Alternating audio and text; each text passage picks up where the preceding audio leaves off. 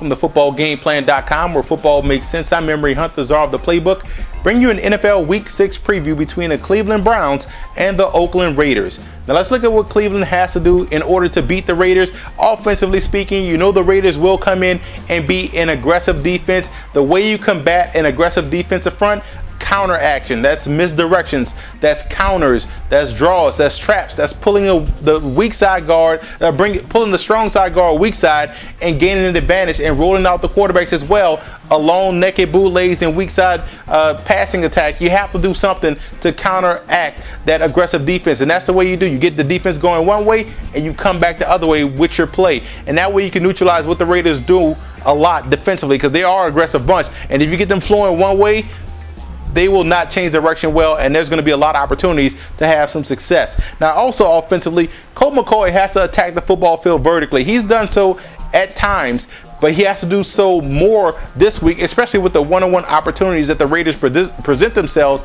when they play man-to-man defense. So look for Colt McCoy to take more shots deep down the field. That has to be a forefront, and it also loosens up that underneath coverage. Now defensively, I look at the outside linebackers in the run game. The Raiders run a lot of off-tackle plays, so it's up to those outside linebackers to set the edge, play outside in. You want to keep that inside on blocked and keep your outside on free, so that way the running back can bounce outside. You have to do that against the Raiders, so therefore you don't allow McFadden to get the edge. And against Jason Campbell, always send a blitzer. Always send a guy at Jason Campbell, especially front side, because it takes him a while to see the blitz, and he doesn't have the quick release to get rid of the football. Now you look at Oakland coming to this matchup. Quiet as kept is week 6, so that means Terrell Pryor is eligible to play. I would start creating a little bit more packages for Terrell Pryor, as far as, you know, from the 10-yard line going in. A lot of goal line packages. Take advantage of his athleticism right now as you groom him to be the quarterback that you want, but use his athleticism as an advantage toward the goal line. It's a big physical kid that can run over a couple of guys. Now you also look at that offense. You have to press the edge in the run game. I'm not sold on the outside linebackers of the Cleveland Browns. Press the edge in the run game. Make these guys step up and be consistent run defenders.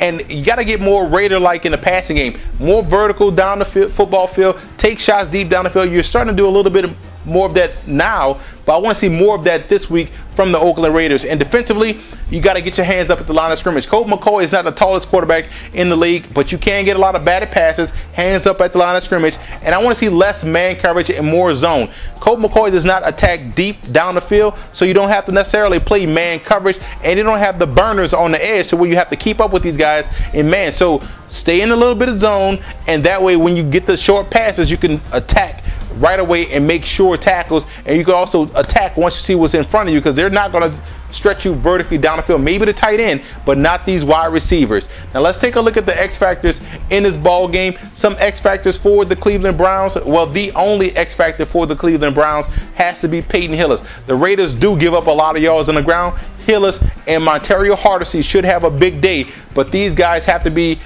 especially Peyton Hillis, has to be a guy to take advantage. And you look at Oakland, team discipline is the biggest X factor. If they don't shoot themselves in the foot, the Oakland Raiders could shut out a lot of teams, but they always find penalties at inopportune times. Team discipline has to be a factor this week.